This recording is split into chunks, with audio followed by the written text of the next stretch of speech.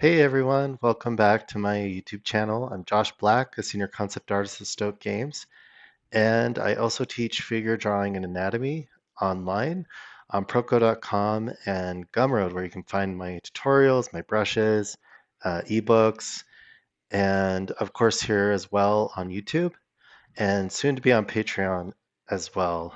So be on the lookout for that. Today's video, I wanted to share another sample from my in-depth head painting tutorial that I've been working on. This is just a small sample from the nose chapter, where I share my process on painting the nose, how to construct it with line art, and how to do flat color and separate your lights and darks and build up your rendering from there. So I hope you enjoy that. And again, this tutorial, the complete head painting tutorial, will probably be coming out in the next few weeks, and I will be excited to announce that. Um, I also wanted to announce that right now, Proko just launched their summer sale where everything's 20% off, and I wanted to show you that real quick. Okay, so here I'm at the Proko website, proko.com, and here's my anatomy survival guide that is on sale on the Proko website. And you can apply right now the summer sale discount code for 20% off. This applies to any of their products, including all of their brush packs, pose reference bundles, and art tutorials from lots of different great instructors. I think it's a great resource. So if you haven't checked it out and you're interested in art tutorials and art reference, definitely do so. So yeah, I just wanted to make you aware of that. And let's go back to the sample from my head painting tutorial, and hope you enjoy the rest of this video. And until next time. Okay, so since this is going to be a more final render, we're definitely going to take a little more time to make sure we're fleshing out the drawing and getting everything more structurally sound. And then we'll dive into the painting and take our time there as well. And I'll do my best to give you my thoughts as we go through the process. So as always, we'll start off with gesture.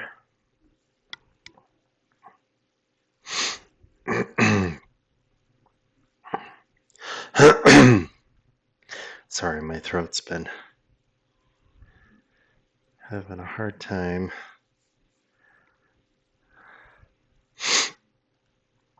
I think it's just allergy season here in Utah.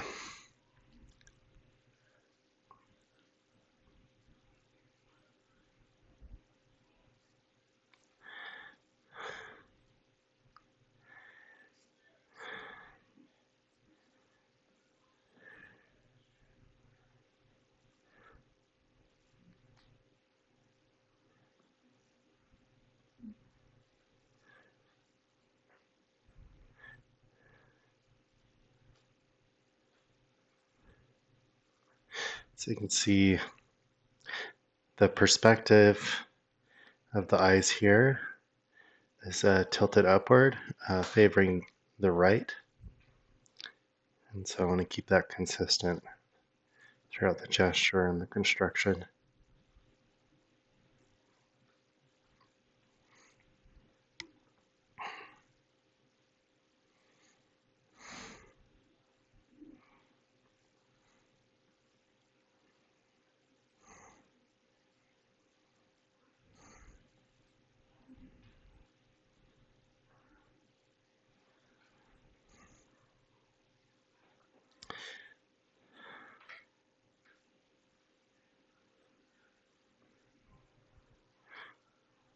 So I'm just doing a gestural line to connect the tear ducts on both eyes, just so I have a good starting point for pulling out the shape of the eyelids.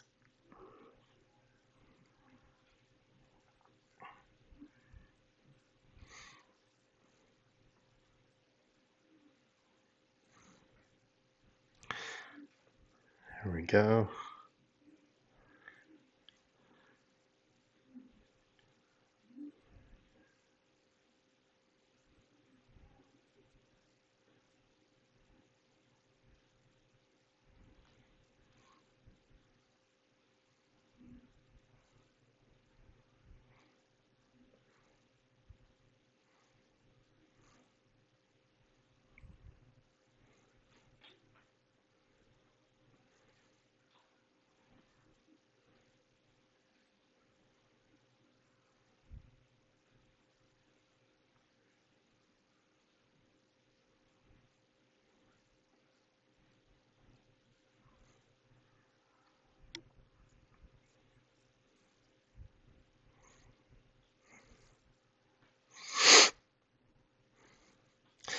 Um, since this is an isolated study, I'm just going to kind of block out the framing so I don't spend too much time rendering out the rest of the eyes here.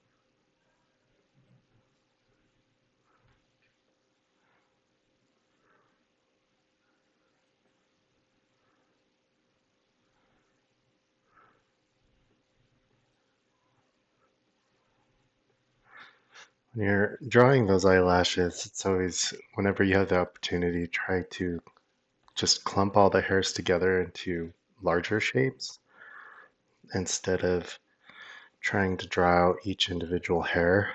The same goes for the hair on top of the head as well. Just hair in general, really. You want to block things out in large shapes and then work your way down to the smaller details.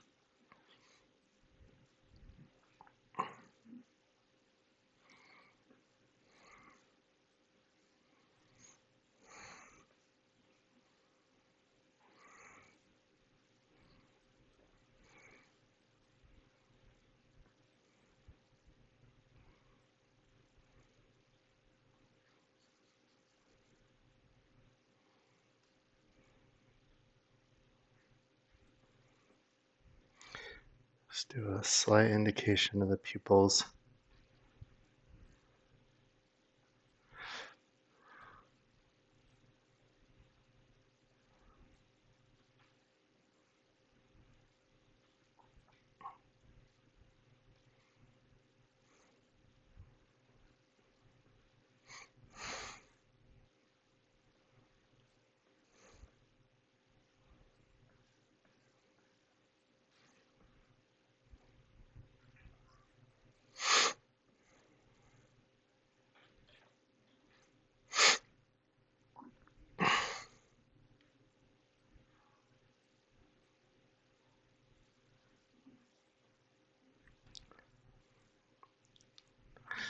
When I'm doing these more long sustain renders, I really try to take a little more time before each placement of each line and stroke that I make. Kind of the whole carpenter's mantra of measure twice, cut once. You kind of want to go more in that mindset when you're Trying to be more precise.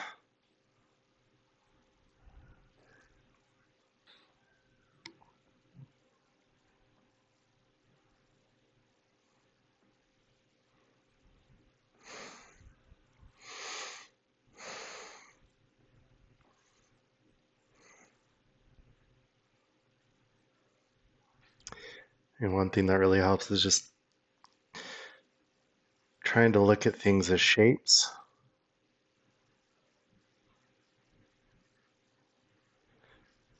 and compare those shapes to the surrounding shapes and make sure that they're making sense in relationship to each other.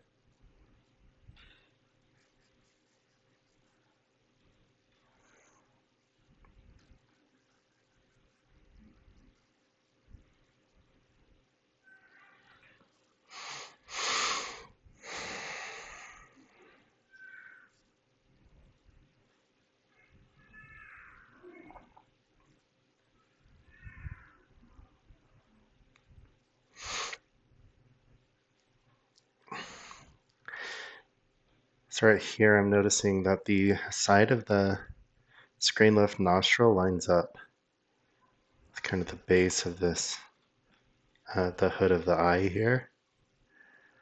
So I'm just going to draw a straight line down. Then I'm going to focus on this shape, the maxilla. Kind of rough that in. And now that I feel like I have this height, the right thickness, I'm going to lightly block in the placement of that nostril, or that left wing of the nose.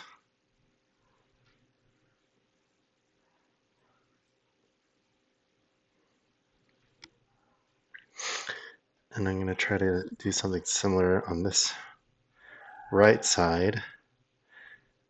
And I'm seeing that the tip of the bulb of the nose is kind of matching up with the uttermost lateral side of this kind of eye bulge here, or eye bag. He's definitely got some prominent eye bags. So I'll just kind of pull a straight line. Now I can use that as a guide to find the rest of the shape of the bulb of the nose.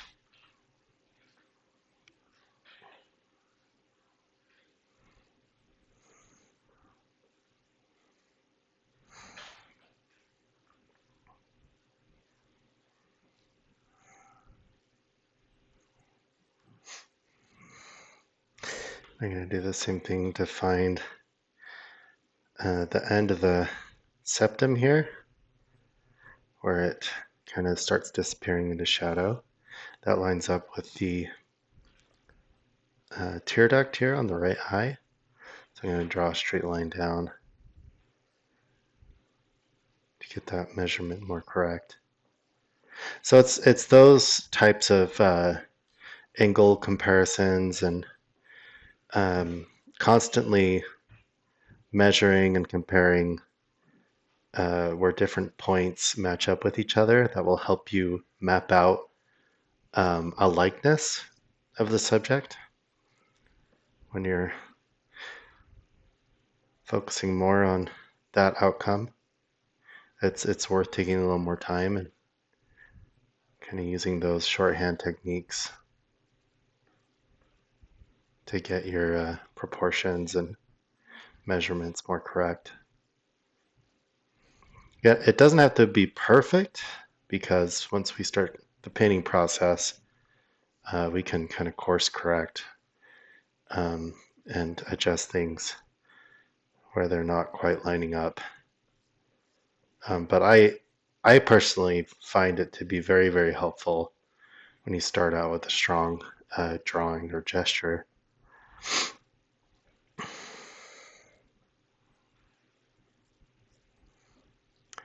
Before diving into the painting.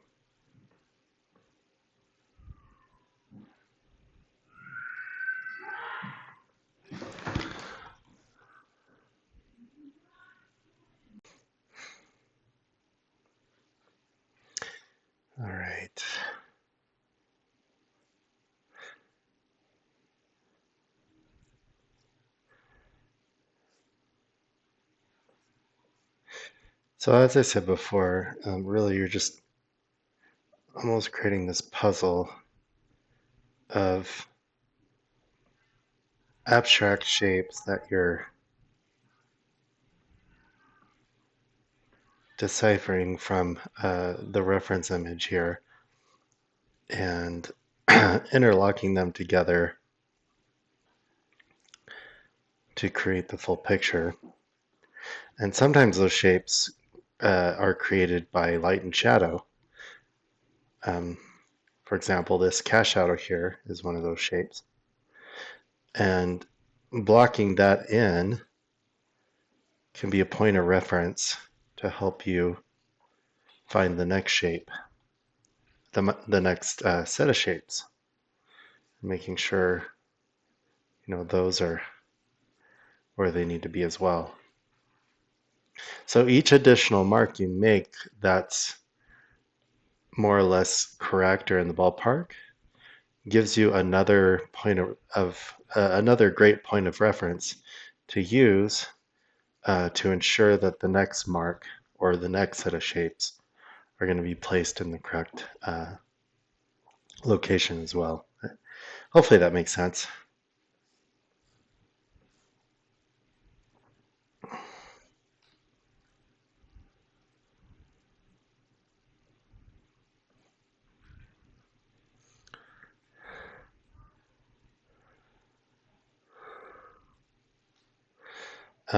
So here I can actually see that this shadow is too wide, because if I look at the bulb of his nose, it follows that curve, and then it actually doesn't start until about that far in beyond where the bottom plane of the septum starts.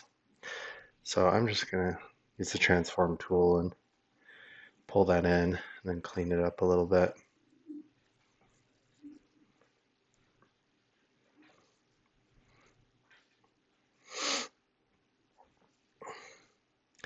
And here we got the fill trim again.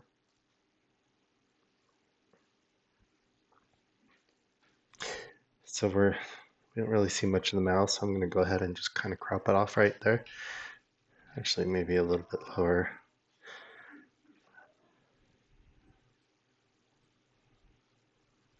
Actually, I think there's probably good. I'll just fade off that cast shadow so it doesn't pull your eye down too close to the border of the image.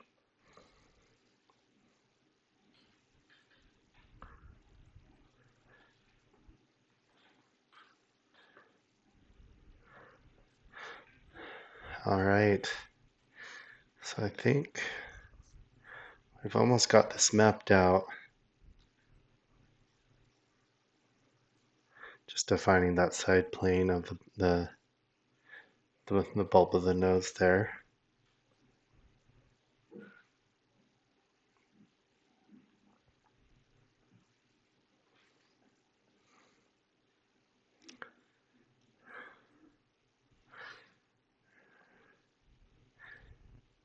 Okay.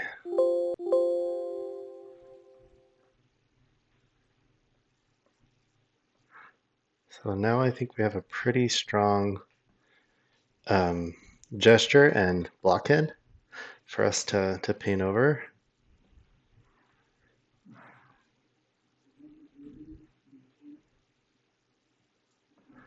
So we're going to save it, and then we're going to move on to color.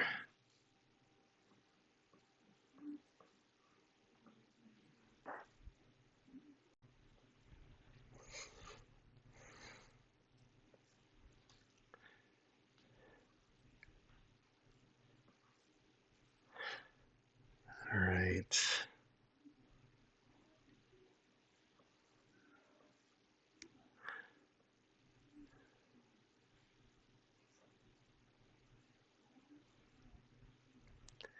Just adding a few little dark accents here and there.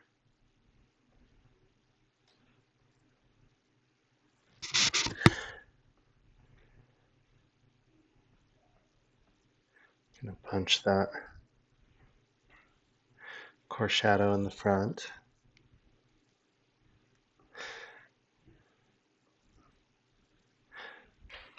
Okay, so I think this is pretty good. I'm now going to collapse all of my line work onto one layer. So this will be my line layer. And I'm going to hold down Alt and then click on this magic eye. And it looks like I added some white to the layer, so I'm going to select the drawing layer and then hit the hotkey W for the magic wand, select that white and delete it because I want to paint underneath this drawing, so I don't want any paint to show up.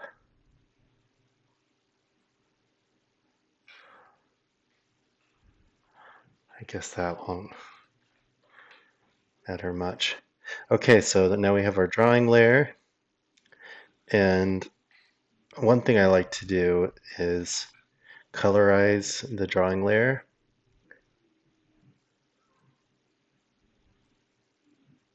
So I'm going to hit colorize. Right here, you just check that box.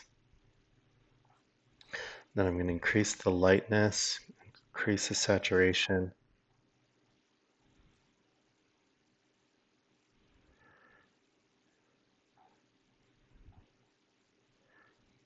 Increase the lightness a bit more.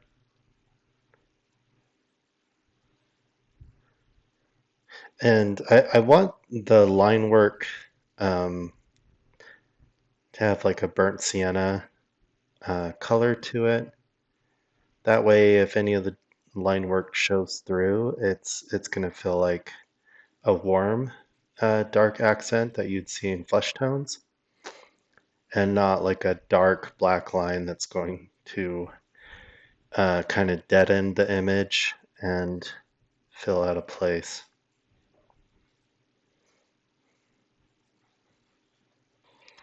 You can see there's some areas that were kind of disproportionately desaturated, so I'm just going to go ahead and lock the layer.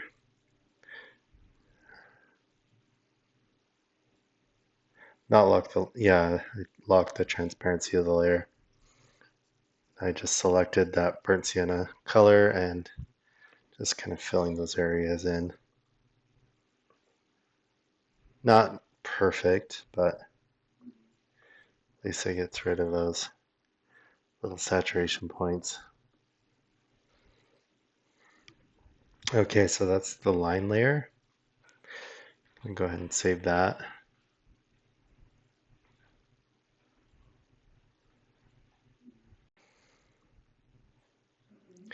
Okay, so the next step is I'm going to create another layer underneath the drawing layer, the line layer. I'm going to hit M on the keyboard to pull up the selection, the square selection tool. So I can fill in this area with a wash. And for me, when I'm working with flesh tones, I kind of like to do a warm kind of cad orange, cad red wash underneath the drawing. The sketch is a little too light, so I'm going to use the layer, use levels and darken the sketch.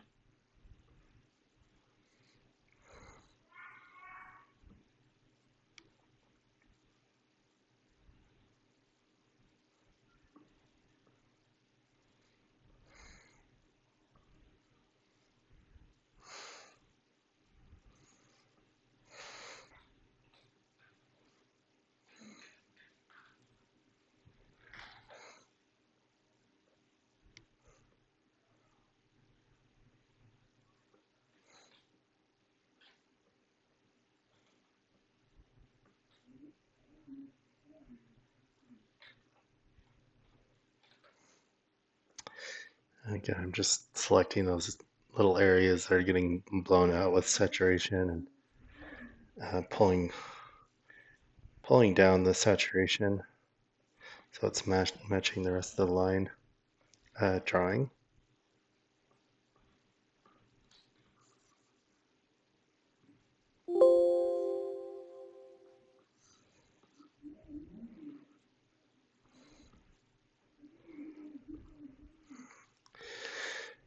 Okay, so we have our line drawing.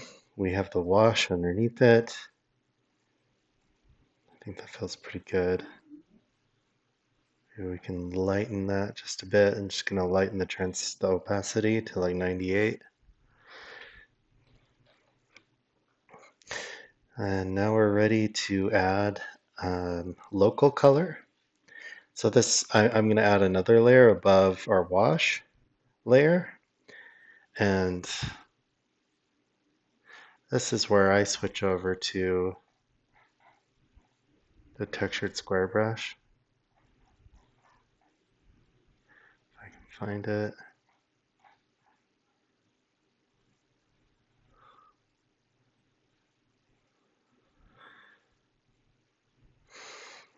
There it is.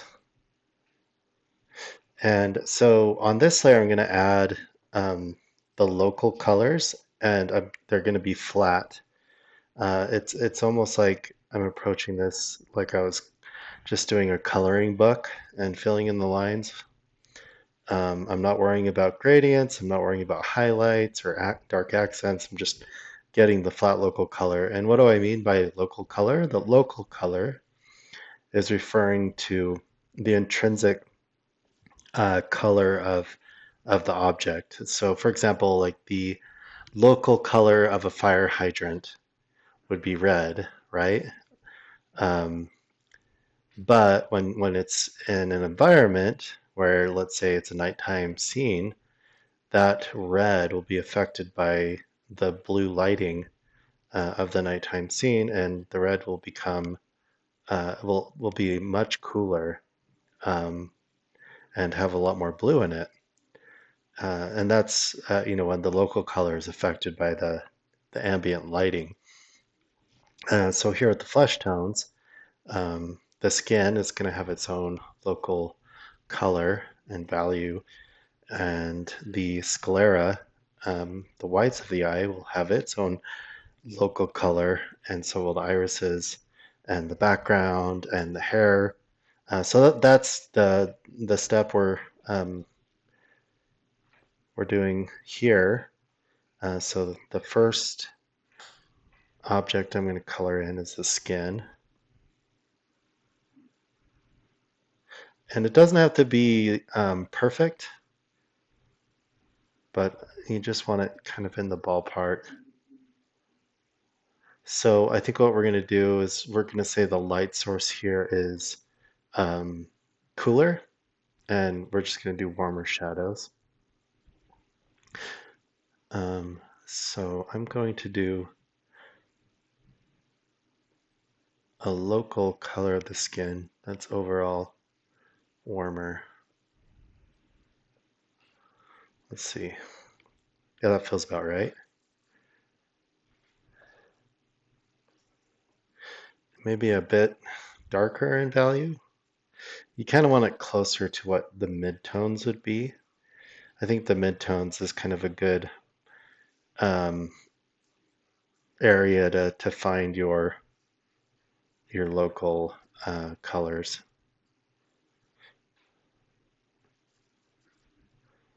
It's not too blown out. It's not too affected by the shadow. So it's usually more true to the actual local color.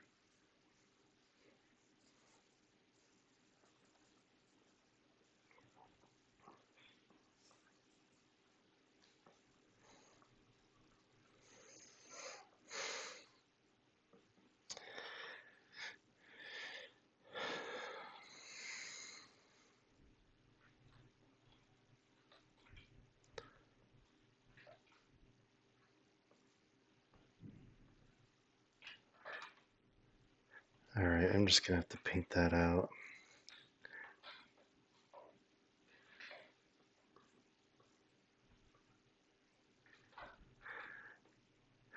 Okay, so now we're going to find the local color of the whites of the eye, the sclera. And when I do that, typically what I do is I'll select the surrounding flesh color. Sorry about that, my son just jumped into the office.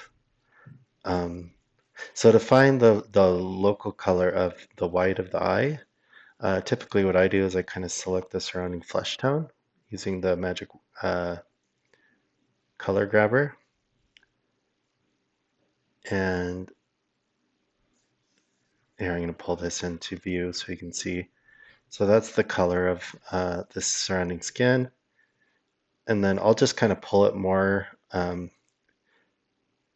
the desaturated side, but still have some of that warmth and saturation in there. And then that will be kind of the base color for the white of the eye.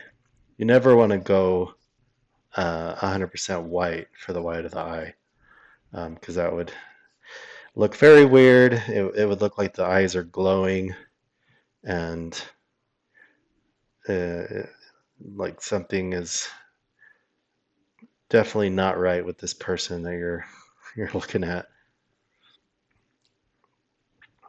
Um, okay, so now that we got the white of the eye, we'll go ahead and fill in the local color of the eyes, which is brown. I'm gonna probably just start with a darker brown, maybe with a bit more saturation. There we go. I'm actually gonna just slice that off since we're not really focusing on the eyes. Um, and now we'll find the local color of the eyebrows and the eyelashes, which seems to be a slightly more desaturated brown color. So I'm just going to pull the slider over. Um, maybe not that desaturated. It's going to be difficult because it's the hairs are more sparse. They're not very thick eyebrows. So kind of want to use a lighter color. Um, and then you can kind of go in and kind of paint out some of the darkness of that layer.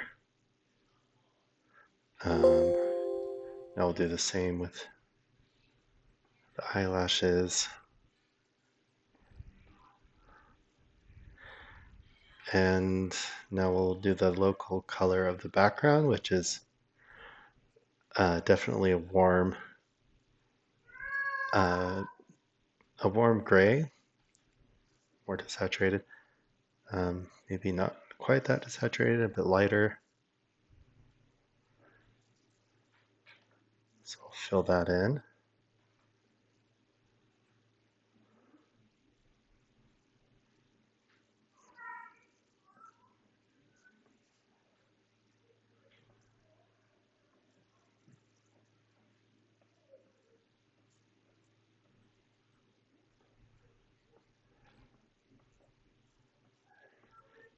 All right, there we go. So that was the flat color step, just finding the local colors, and from here we can separate the lights and the darks. Let's save it.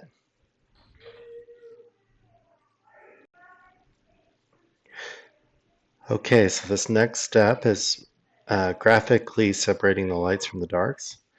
So since our light source is going to be cooler, I'm going to select a warmer color for the shadow shapes. And it's okay if it's not like 100% correct. We're going to go in and modify the color later. And we can also modify the value and the gradients and all that. Like right now, I think what we would do is, what we want to do is, again, just have a very simple graphic shape representing the shadow side of the nose.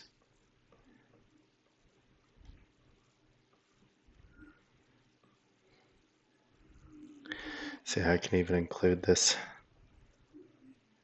cast shadow.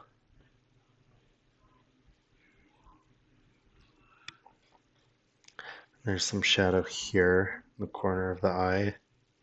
So I'm going to include that. And it looks like most of the hood of the eye is in shadow. So I'll include that. And then here, this side of the lower eyelids in shadow. Again, I know it's not as strong as I'm painting it now, but we can modify it later. And then this hood of the eye is casting a shadow over the eye here, so I'm going to include that.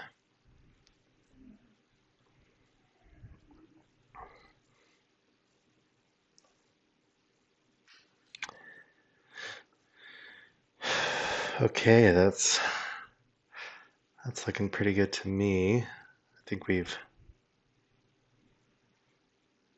done a decent job at just blocking out the shadow shapes of this image. So now that we have the shapes there, obviously we have some paint there from the line drawing that I needed to delete. I just deleted that. But going back to that shadow shape, since it's on its own layer, I can modify it as much as I want. I can do Control U to pull up the hue and saturation levels and even lightness. I can lighten it a bit and then increase the saturation, maybe go a bit warmer, or I could desaturate it. But I think again here this is going to be warmer shadows, so I think we're going to increase the saturation. Maybe push it just a little more towards the magentas, just ever so slightly. So that feels pretty good to me. And now I think we have a good solid foundation for our shadow shapes. And so we can save it. And now I'm going to create a different layer. And with this layer, I'm going to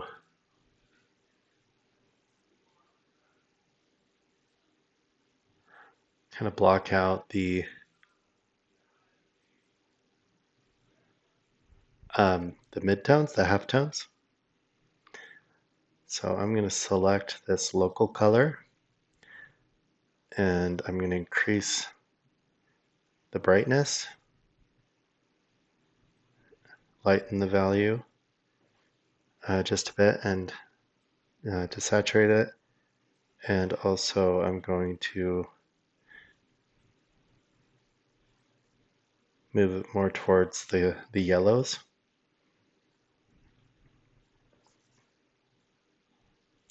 And that's maybe a bit too yellow, so I'm going to try to just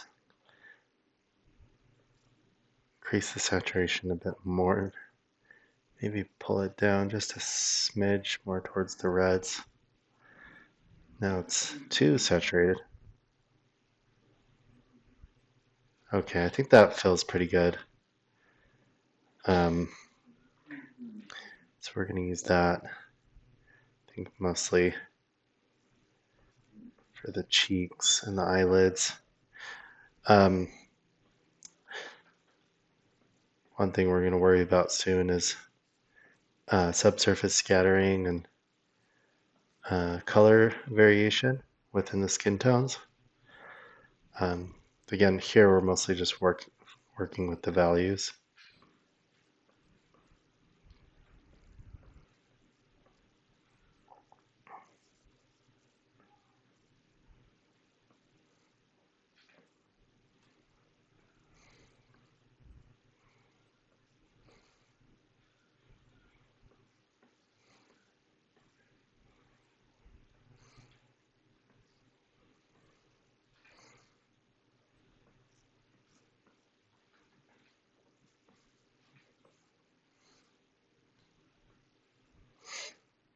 Okay. So again, it didn't have to be precise with the color. We just wanted to make sure the shapes were where they needed to be and that it's on its own layer. Because now, again, we can pull up uh, hue and saturation controls, again by using the hotkey Control U. And now we can push it more towards the reds. We can increase the value, lighten it up a bit. That's feeling better. And yeah, I mean, so far I think it's already looking pretty good. It's coming along. So let's save it again.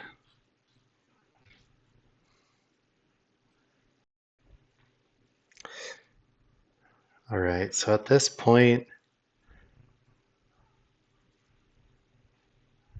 I think we could start focusing more on the color variation within skin, the hue variation. So you can see that his muzzle is definitely more desaturated. It has more grays in it, whereas his nose, especially the tip of his nose, has a lot more reds in it. And the areas of occlusion, especially like the lateral side of his nostril there, the wing of his nose, you can see a very strong, high level of saturated red, uh, along with the tear ducts and the corners of his eyes. And then the forehead, I think, feels like it has a little more yellow to it. So we're going to attempt to add that variation um, on this next level that I created, and we're going to turn it into a color layer. And so using the color picker, we're going to select this color on the muzzle. And just so you know, this area here of the mouth is the muzzle.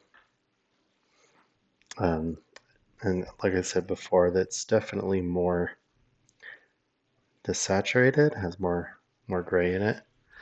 So I'm just going to kind of roughly paint in some of that gray. And I can use my eraser to kind of pull back a little bit.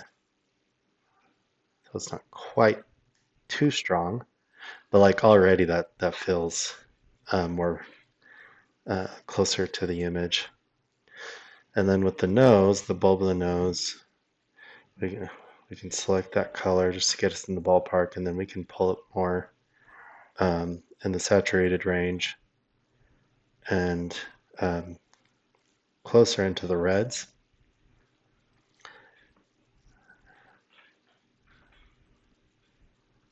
And we're gonna just use that more. You're gonna see that saturation, especially closer to the core shadows and the cast shadows.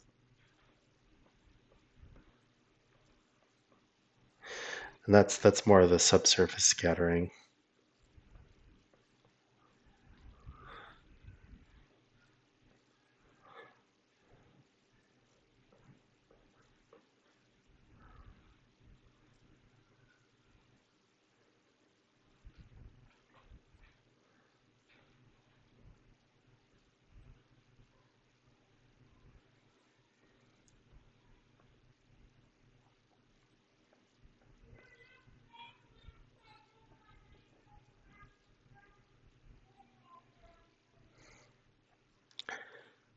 You can see some of the red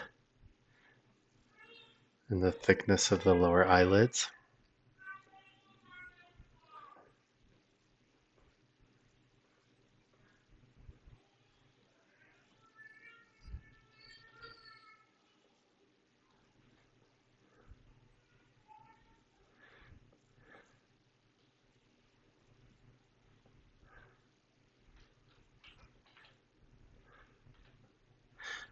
And I'm just going to give it like little hits, just in areas where the form is turning, just to give it a little more vibrancy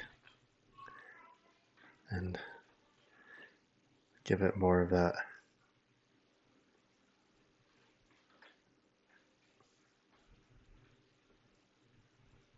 sense that there's still blood flowing in the skin. This person is definitely alive. Okay,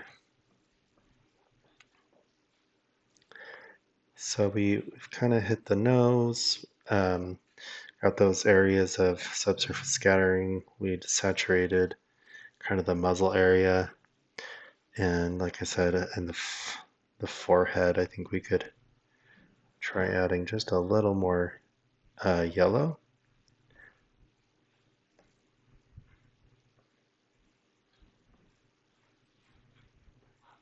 Also, the hoods of the eyes, and see that variation is already making this image a lot more interesting. And since it's on its own layer, we can pull back the opacity just a little bit. I just reduced it to 83%, so it's not quite so strong, but you can still see those changes. And I think it's already making the image feel much more alive. So let's go ahead and save it, and then we'll move on to the next step.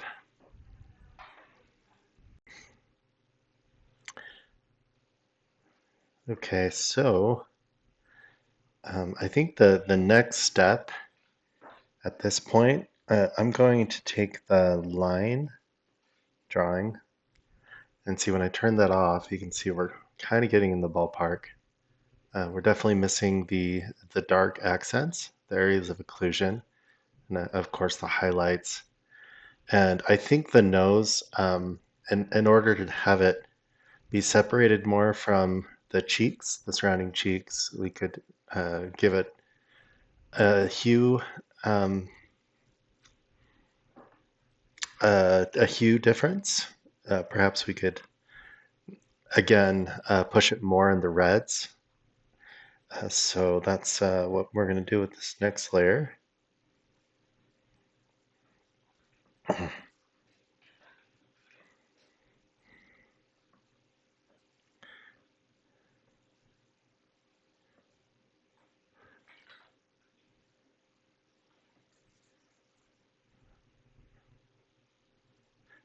I'll just lighten that up a little bit. I'm going to push it down in the reds a little bit more.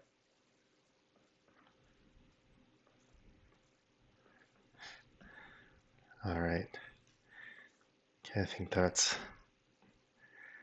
starting to feel better. Now if we go back to the line, you can see there's more of that separation between the nose and the cheeks.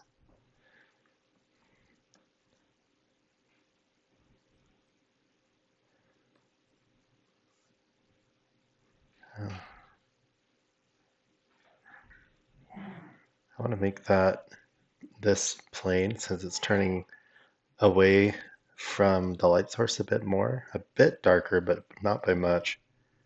And then we'll push it more in the reds as well. In fact, maybe we could just take that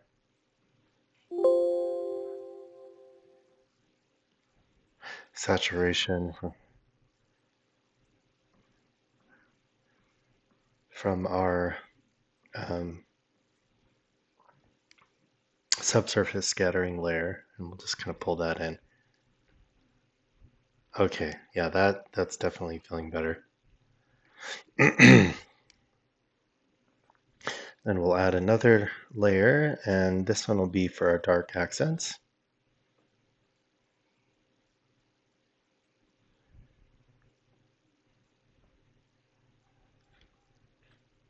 So we can see here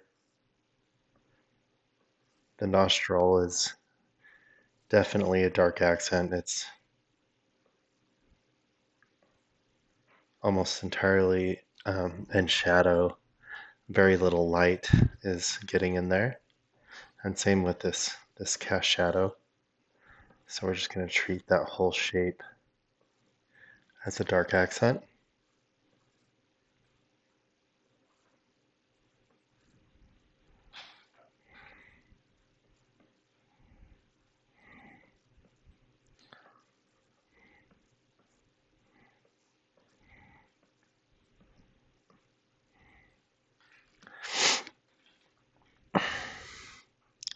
And then the kind of upper eyelid, it's more of an area of occlusion.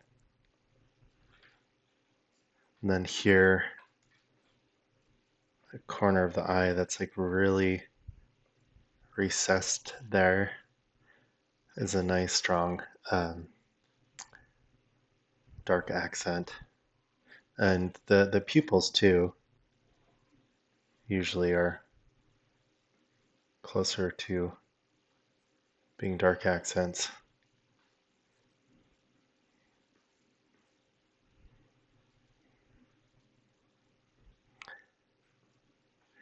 All right, let's remove the line work, and that's starting to feel pretty good. I think we're getting close.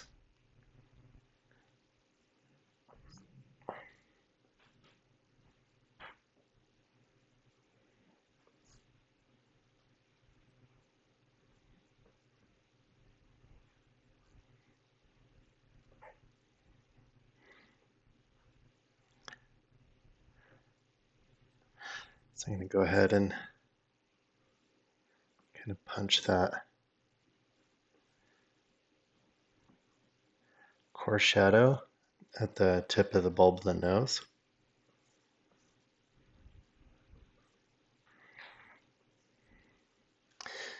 Okay, let's remove the line. Yeah, that's feeling pretty good. Maybe I'll just use the eraser and pull that back a bit. Okay, so here you can see that we're already getting some good form and the colors are feeling pretty good. So at this point, I'm going to lighten the line layer even more, and I'm going to colorize it again and saturate it more.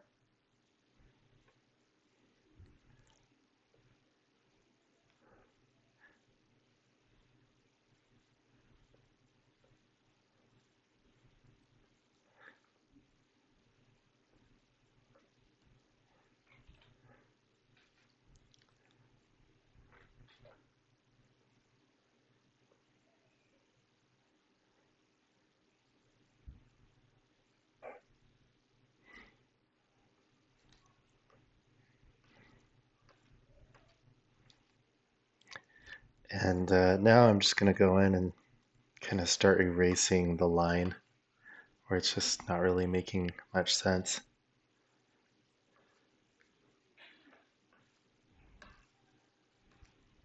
The nice thing is it's so saturated and closer to kind of the shadow, the color of the shadow shapes and dark accents, that if I do leave any of the line, it doesn't stand out too much.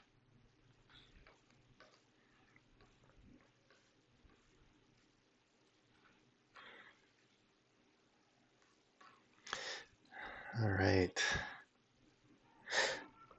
And so at this point, let's save it. We're going to create another layer, but this one's going to be on top of all the other layers, including the line work. And now we're going to just start finishing up the render. And so now we're going to add the highlights. We're going to add those gradients and transitions and start pushing the details and blending things into each other. In fact, we could even just flatten everything at this point. So we're going to do that. And now that I've flattened it, I can use my blender tool And I can blend some of these colors together and soften the edges where the form is rounder and turning a bit more than we've indicated. The blender brushes are really a nice tool um, for getting those gradients and transitions.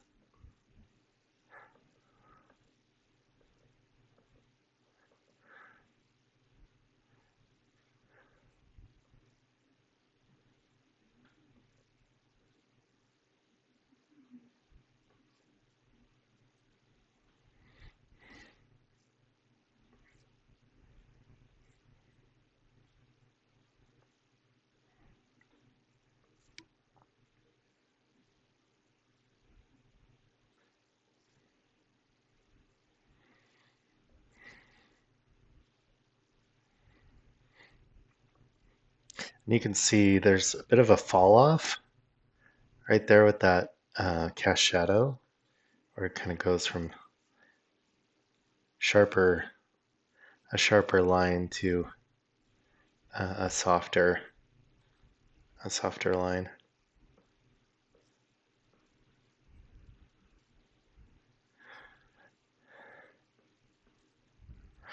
And so now that I have everything kind of blended together and have more of those gradients, I can go in and start chiseling out some of the details and the highlights.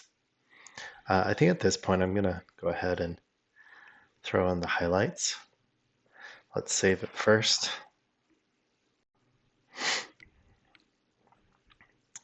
Okay, so I skipped a little step here. Well, I didn't skip it. I thought I was recording this, but I guess I wasn't. But here in this step, I was just adding that secondary light source that's hitting the left side of the nose.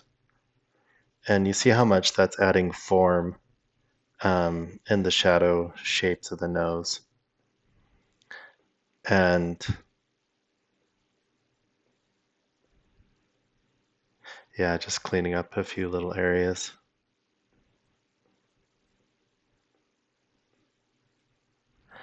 Yeah, sorry about that.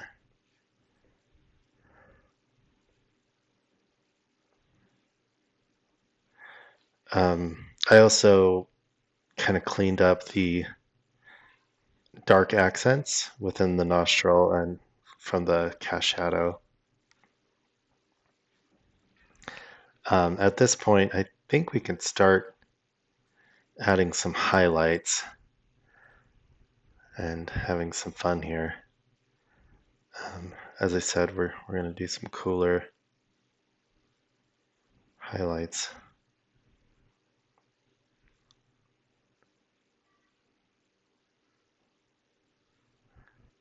I'm going to try some.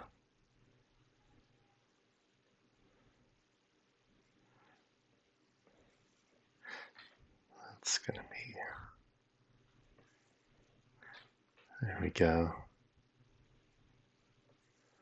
A bit more desaturated. Okay, that's feeling closer to what we want.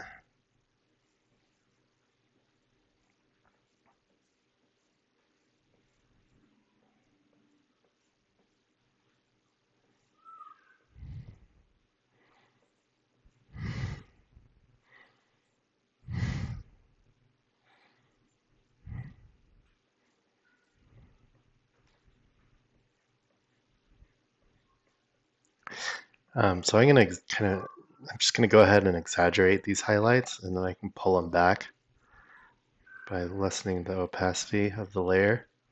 I'm doing this on its own layer, um, just FYI.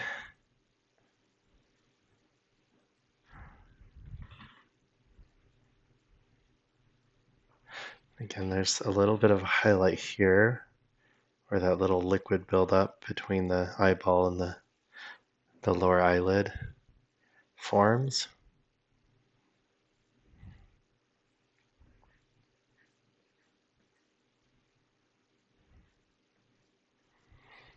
There's a pretty strong highlight on the edge of the lower eyelid there.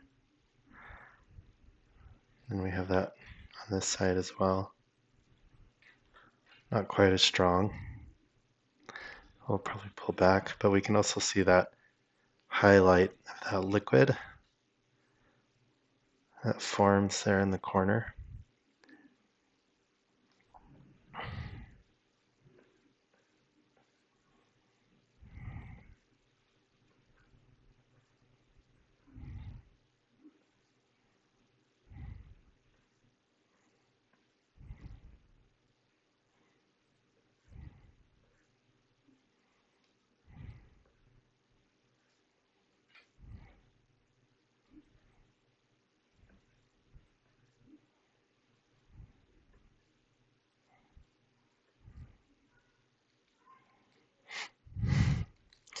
Okay, so as I said, I'm exaggerating these highlights, and then I'm going to go in with my eraser and I'm going to kind of tone them down.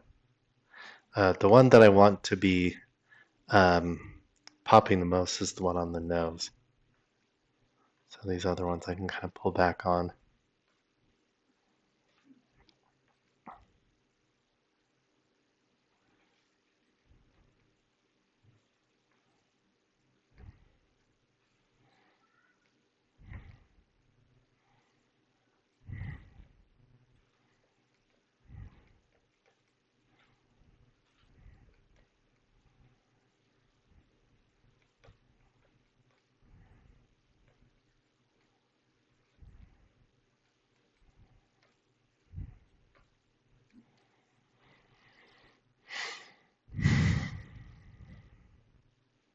I'm just going to lower the opacity a little bit. And then I'm going to create a layer underneath this highlight layer. And I'm going to turn it into a screen layer. So, and then use the color picker, select this mid-tone color underneath. And I'm going to lighten the planes underneath the highlights. Again, I'm just exaggerating it initially, and then I'm going to pull back with the eraser and the highlight, the eraser, and then with lowering the opacity of the layer.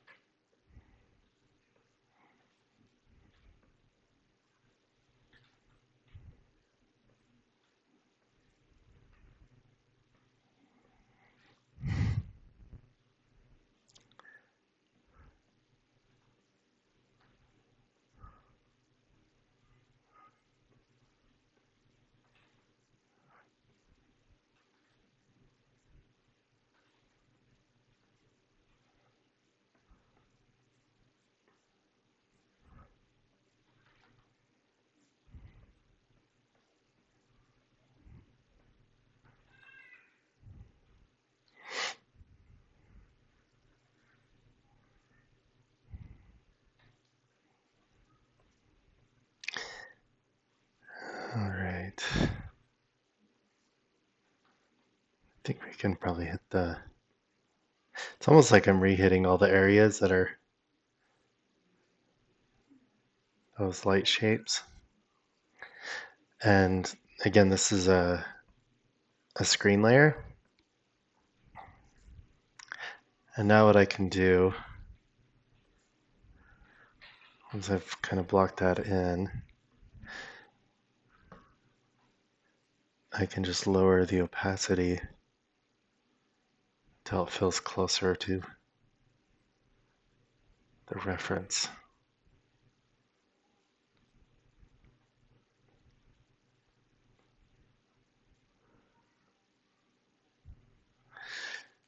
And now I can kind of go in with my eraser and get some of those more subtle, softer transitions.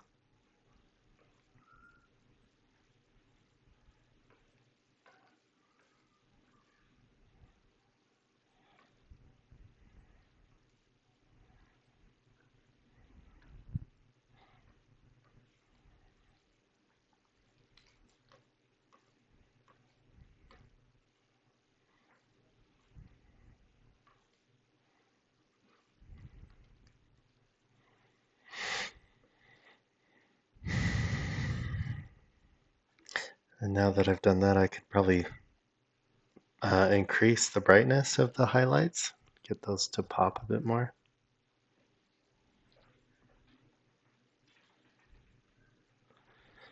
And at this point, I'm going to start cleaning up the eyes and just adding a little more detail.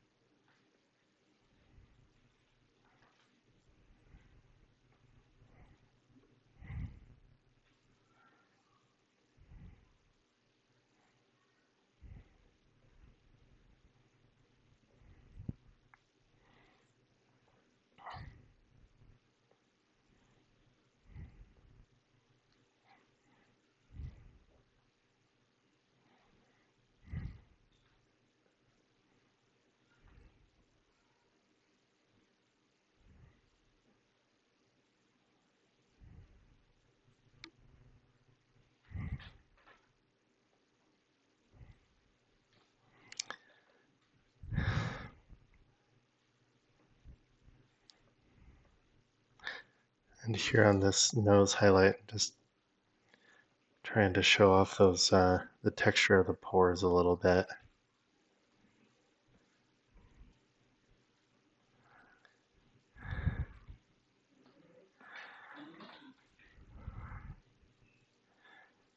All right, so going in on these eyes, can darken underneath the eyelids a bit more, get things to pop.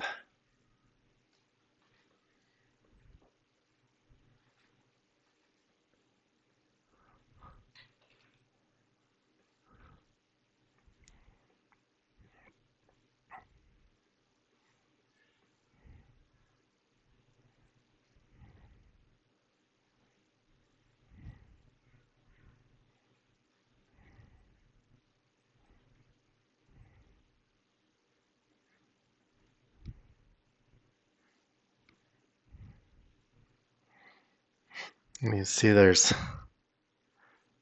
kind of that cast shadow in the irises um, due to the upper eyelid.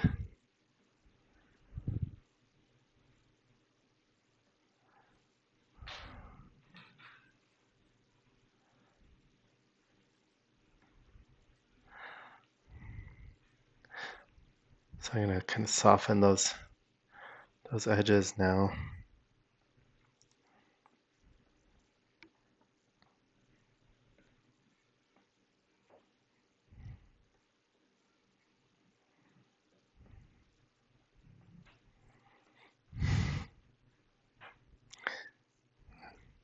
It's fun to get just the gesture of some of those hairs, just to give it a little more energy. And then you can kind of cut in and into the basic shape of the eyebrow, just to give it the illusion of having more detail.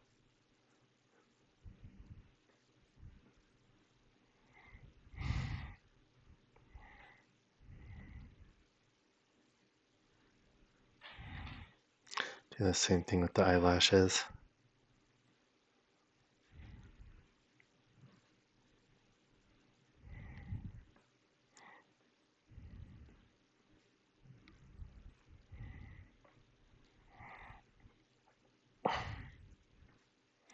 Just giving that a little bit of a hit of desaturation there.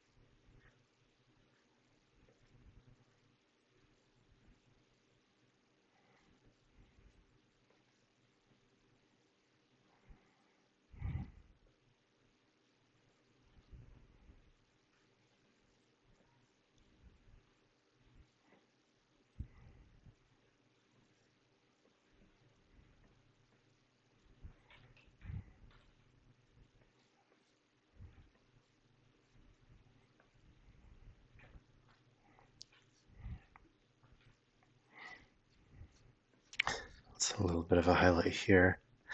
So I think at this point it's nice to add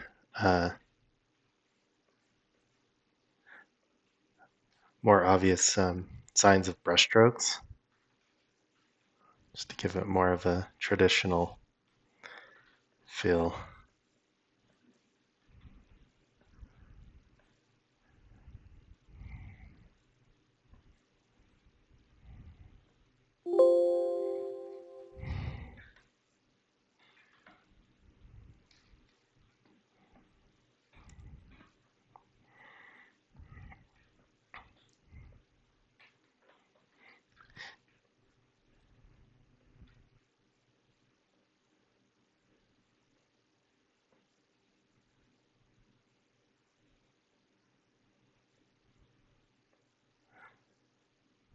Just trying to turn the form on that eyelid with more saturation. Kind of do the same on this side. Then we can add in those, oops, is it too strong? We'll add in some of those eyelashes.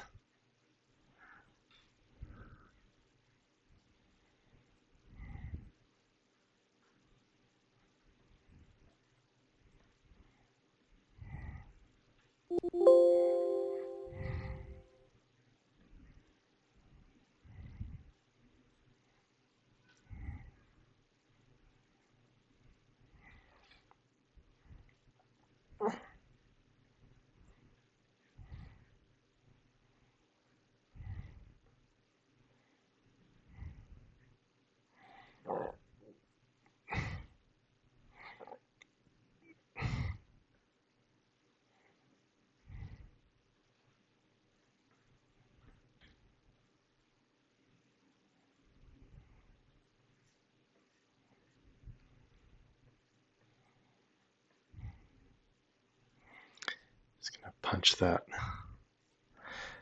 pupil a bit more.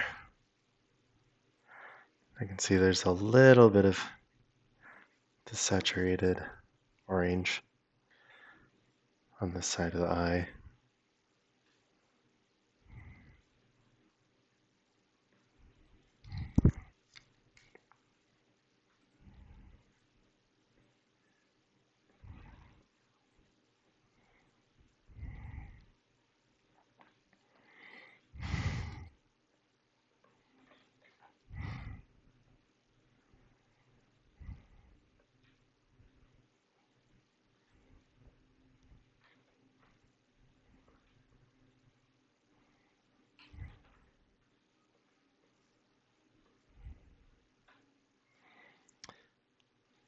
And then I'm gonna exaggerate the cast shadow here just a little bit to add that variation.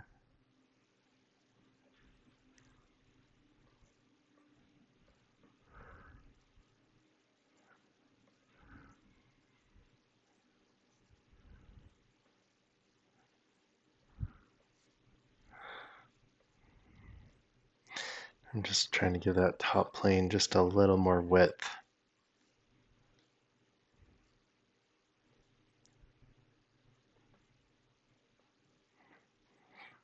One thing I like to do is I add kind of that subsurface scattering and really punch the saturation at the edge of those cast shadows. Really adds some nice color and life to your figure.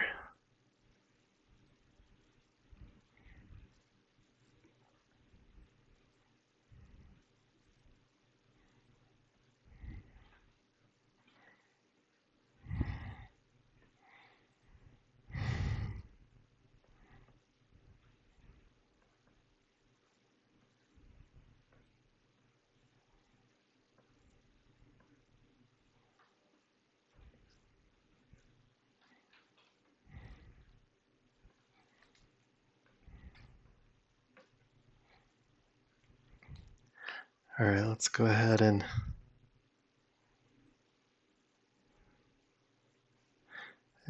we'll add a little more thickness to that lower eyelid there.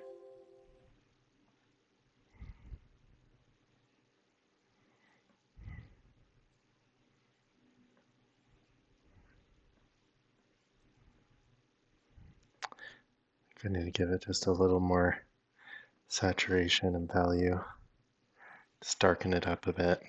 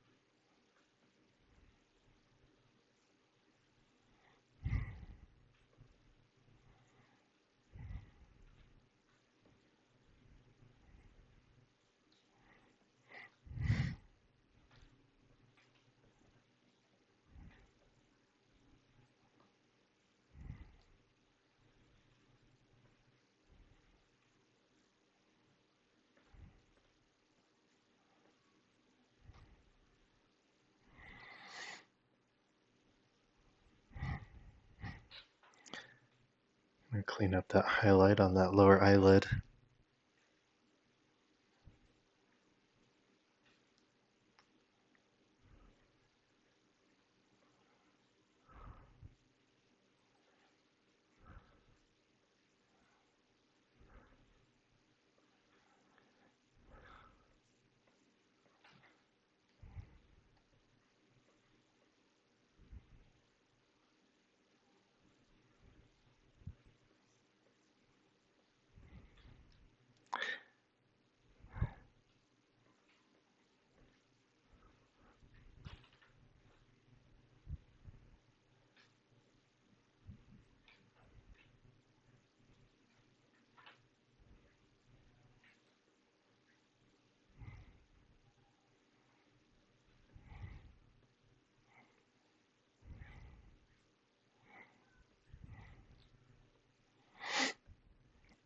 I'm going to punch the saturation around the irises too.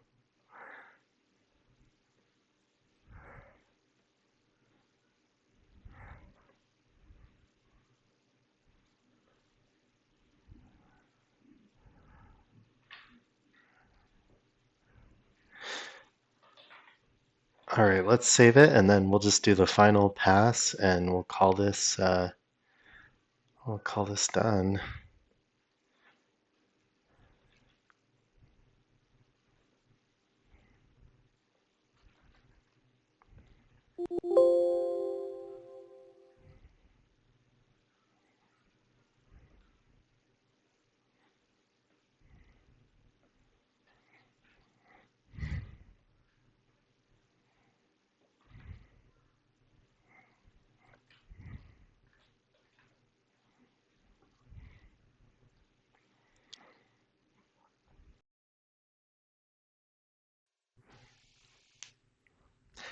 All right, that concludes the nose chapter of the head painting series. The next chapter we'll be diving into is on the eyes. We're going to take a deep dive into how to draw the eyes and how to approach them gesturally, how to approach its a basic construction, its anatomy, similar to what we did here, but perhaps more in depth. We're going to do more variation, covering male and female eyes and different ethnicities and kind of cover the entire gamut. So if you enjoyed this chapter, you'll definitely enjoy the chapter on the eyes. All right, well, let's move on to the eyes.